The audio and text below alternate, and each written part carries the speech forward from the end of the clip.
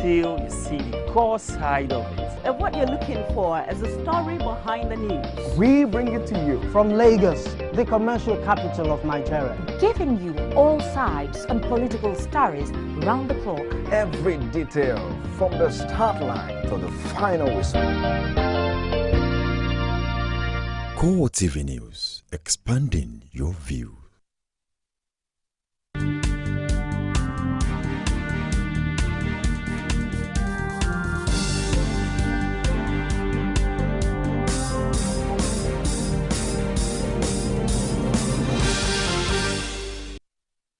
Welcome to CoreTV News of this hour. I am Nifemi Oguntoye. The Nigerian Army has set up a 10-member general court-martial to try 97 soldiers for mutiny. It also fixed October 15 for the commencement of trial. President of the newly inaugurated court, Brigadier General Musa Yusuf, revealed that 15 officers are part of the 97 soldiers listed for trial. He also assured Nigerians that the soldiers would get fair hearing. A total of 97 accused persons are listed for trial by this court-martial for various offences. The offences for the purpose of this trial could be conveniently grouped into mutiny, assault, absent without official leave, housebreaking, conduct prejudicial to good orders and service discipline, offences relating to service property, among others, with a total of 97 accused persons. In line with the provision of Section 35, subsection 5 of the 1999 Constitution of the Federal Republic of Nigeria as amended, every one of you shall be presumed innocent by the court until it is proved otherwise. Meanwhile, Nigeria's military insists that the man who had been claiming to be Abubakar Shekau in recent Boko Haram videos was killed in Kodunga. Defense headquarters said this in its immediate reaction to a new video released by the group to disprove Shekau's death. It added in a statement posted on its website that the resemblance of the corpse to the man in the video was incontrovertible. The military added that his identity was also corroborated by people who knew him before it announced his death. On the new Boko Haram video, the military said there were no indications of when it was shot, and neither was any reference made to anything that happened since the imposter's death. It noted that it still stood on claims made in the video, but also reaffirmed that justice will be served to anyone bearing the name or designation of Abubakar Shekau. A neighborhood security outfit, the Lagos Watch, on Thursday hosted a security gathering at the Makinde Police Division in the state to complement the crime-fighting efforts of the Nigeria Police. Anita Fatunji has more. Obviously, security dominated discussions at the gathering. The guest of honor at the event, James Hefziba, praised the efforts of the police force at fighting crimes and tasked the Nigerian public on more support for them. They should back our military, all our police, they should back them up. They should support them. Because if there's no security, nothing will move. If there's no security as you are here, you won't be here. If there's no security as I'm here, I won't be here. If there's no security, everybody will be scared. You won't be able to even go out. If there's no security, no market. If there's no security, no business. If there's no security, even the church will have problem because nobody will like to go out. So that is why security should be the first thing in our mind and is our business. Speaking on the state of insecurity in the country, a forensic and security expert, Tari Etete, and one of the awardees, Innocent Echefu, says security is a collective responsibility for all and should not be left to the government alone. The incident involving the girls till today is something that weighs very heavily on the collective conscience of us as Nigerians. But then you ask yourself, there is a history behind all this. So the task of governance, the security is inherent in the philosophy of governance. Now you ask me, what do you mean by that? I can assure you that if you wake up in the morning and you have access to 3 square meals and your pocket is full, you don't have time to think of things that will cause insecurity. So what is the essence? The essence is to make people understand that government alone is not everything. Government cannot come to your house and do security for you. Security and security is the business of all of us. All of us, especially the community, should join hands with the police and assist the federal government in their own effort, because they are making a lot of effort. You can see that in Nigeria budget, security is the largest. So government is trying their best. What is left is for us to join hands and make sure that we live in peace. We should be our brother's keeper. And based on this, we are calling on Nigerians to empower their fellow Nigerians, because where there's hunger, the crime will rise. The major thrust of the gathering, in the words of organizers, is for Nigerians to cooperate with members of the Nigerian public force as at when due, especially in the area of information sharing. Anita Fatunji, CoreTV News, Lagos. One of the presidential aspirants in the All Progressives Congress, Sam Ndazaya, is not convinced that the Jonathan administration is doing enough to stop the lingering insurgency and corruption in the country. The APC presidential hopeful has been speaking to CoreTV News in Abuja. What we have been doing so far is to react to Boko Haram, not to have, we don't have a strategy. They take up territory and go and try to take it back. And while we're going there, they're taking up another place. We don't have a strategy. We don't. We have allowed the thing to go. And even if you look, there's now a very funny argument happening between the authorities and the people that are actually doing the fighting. The people are saying that they're not even well fed, they are not well armed, and the government is saying, no, it's not true. What kind of argument is that one? How would you have handled it if you were to be the president? If I am a president, and I'm talking about big ideas, why do you think that I'm going to condone, or there will be this kind, there will even corruption? And I mean, let me tell you this, fighting corruption is not magic. If you punish those that are involved in corruption, and not to come and split hairs and try to define that there is a difference between stealing and corruption. The onslaught on the judiciary in Ekiti State by the political class has been condemned by the Nigerian Bar Association Ikeja. Oluwaseyi Adegoke reports is presented from our studios. Last week's violent assault on the Ekiti State Chief Judge and the state judiciary was received with shock across the country. Then followed the blame game as Governor Kade Fayemi and the state governor-elect Ayodele Fayose trade accusations for the better part of the week. The violence that followed also became a heated subject of debate outside Ekiti State. Chairman of Ikeja branch of the Nigerian Bar Association, Yinka Farombi, says the assault on the Ekiti Chief Judge and the state's judiciary is an assault on the nation's democratic institutions. Specifically, like we did say, what we are interested in is to make sure that the temple of justice is not destroyed. Because if it is destroyed, it means we have to be ventilating our grievances through cudgels, through cutlasses, through guns, through clubs. And we don't want that, because that will not lead us to anywhere. It will lead us to perdition, it will lead us to destruction. So we are saying today that NBA Ikeja is opposed to anything whatsoever that will cage the judiciary. The General Secretary of the Ikeja NBA, Seyi Olawumi, is concerned about the implication of the violent action on the Ekiti judiciary and beyond the state. He wants those found culpable in the Ekiti Unpleasant Act punished to serve as deterrents for those hoping to take the nation's judiciary for a ride in future. The unfortunate incident at Ekiti is dangerous for our democracy. You see, you hear of the houses of assembly, the House of Rep and the Senate fighting, but the judiciary, I mean, when thugs now invade courts and beat up judge, what next do we expect? It's very dangerous for the Nigerian society. It's very dangerous for the democracy that we enjoy today. And if this matter is not given the attention that it deserves, it's going to be very unfortunate. The Ikeja NBA has for this reason called on the relevant authorities to deal decisively with everyone connected with the Ekiti melee. Ekiti civil servants have embarked on an indefinite strike over the non-payment of their salaries by the state government. The workers under the aegis of the Joint Negotiation Council say the action is necessary after several failed promises by the state government to settle the August and September salaries.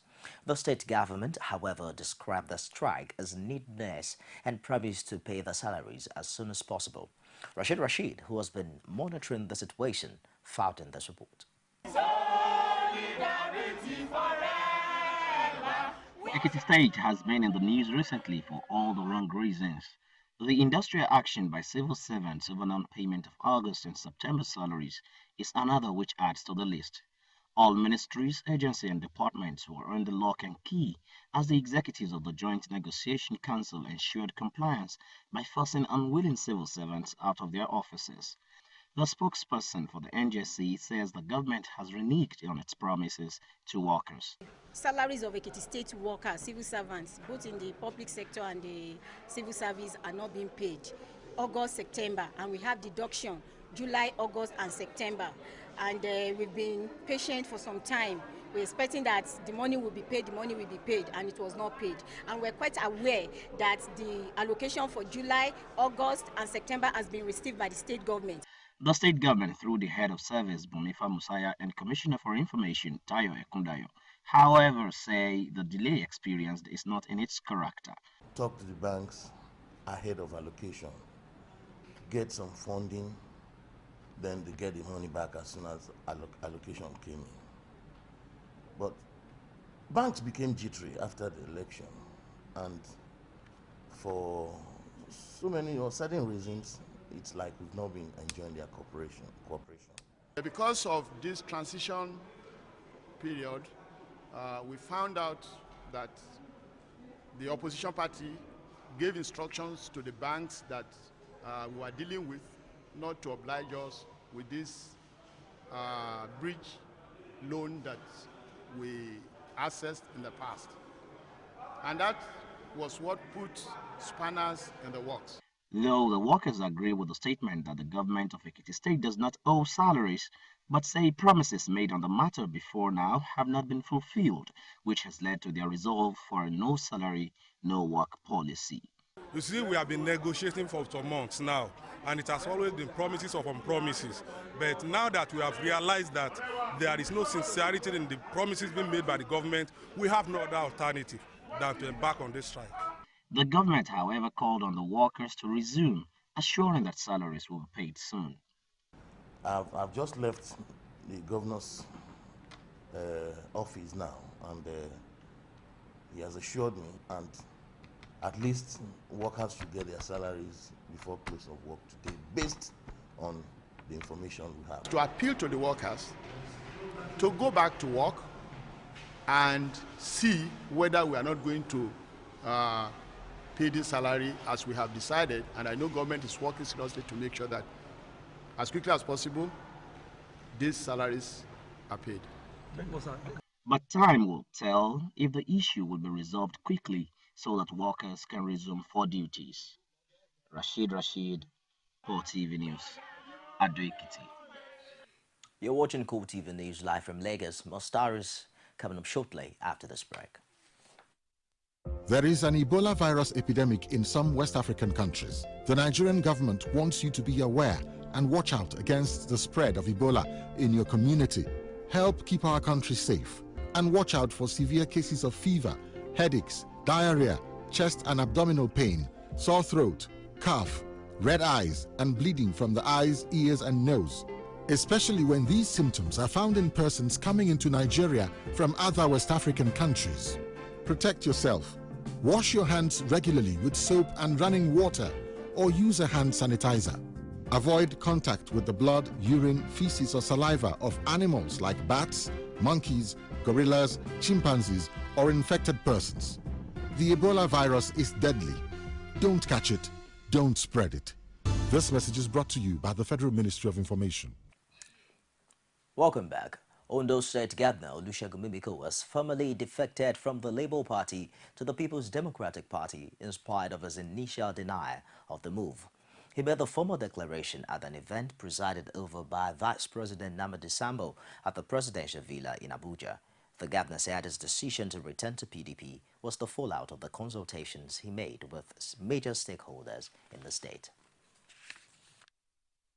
It is in the light of the foregoing, Mr. Vice President, that I, Dr. Olusegun Mimiko, following extensive consultation across the land, today formally announce the decision of members of the National Assembly of Labour Party in Ondo State, members of Labour Party in the Ondo State House of Assembly, members of Labour Party in State Executive Council, indeed all of our members in Ondo State and those who share our aspiration to join the People's Democratic Party. Iroko Kabo.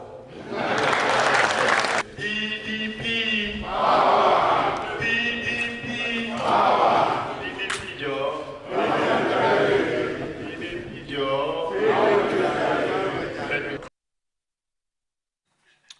On the other side, former Vice President Atiku Abubakar has welcomed the decision of former head of state Muhammadu Buhari to join the race for the presidential ticket of the All Progressives Congress. Atiku said in a press statement personally signed by him that he also looks forward to confronting him in an open, free and fair contest. He noted that the task of rescuing Nigeria is a duty all APC leaders are committed to, especially as the country has floundered for far too long. The former vice president insisted that himself and Buhari share a common concern about rescuing the country from the PDP. Meanwhile, the People's Democratic Party has held a rally in Yola, the Adamawa state capital, to canvass for votes for its governorship candidate, the acting governor of the state, Amadu Umaru Fintiri. Correspondent Martins Dixon was there and filed in this report.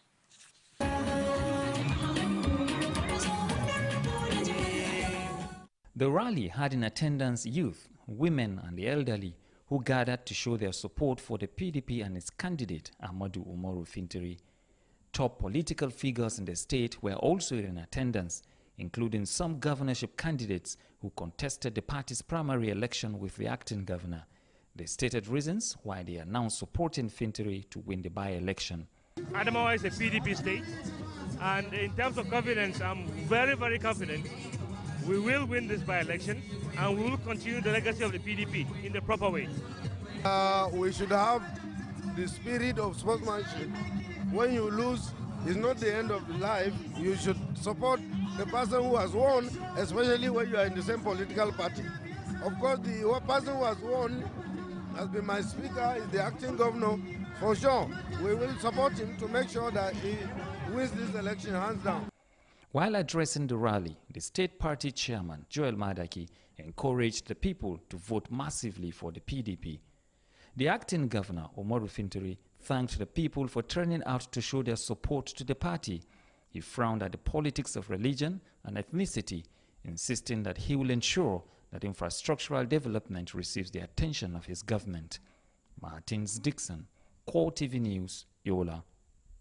Former Minister of the Federal Capital Territory, Nasir El-Rufai, has declared his intention to contest for the Kaduna State governorship seat on the platform of the All Progressives Congress. El-Rufai hinged his decision on his desire to rescue the state from what he termed bad leadership and economic backwardness. The former minister made this interest known shortly after presenting 16 branded vehicles to the APC leadership in the state ahead of the 2015 elections. He argued that the People's Democratic Party has nothing tangible on ground in Kaduna State to show for being in power for over 14 years. Stories outside Nigeria is next after this break. This is Judiciary Today. The judiciary's function is to interpret the law. The judge in Lagos State is perhaps one of the most comfortable judges in the world. You don't say because we are fighting terrorists or fighting terror, then you go about violating people's rights. We're not going to allow that in this country. So I think that's one of the reasons why some that's what lawyers do. I didn't say that what lawyers do. The TV show that brings you in-depth review and analysis of judiciary issues that affect you. All police officers to welcome victims with empathy and not say, what were you wearing? Where did you go? What were you doing at 10 p.m. at night? As the Nigerian judiciary mourns one of their own. He has gone to court on behalf of Nigerian citizens, even without taking a cover. It is time for lawyers to take their health very seriously, lawyers and judges. Only on CoreTV.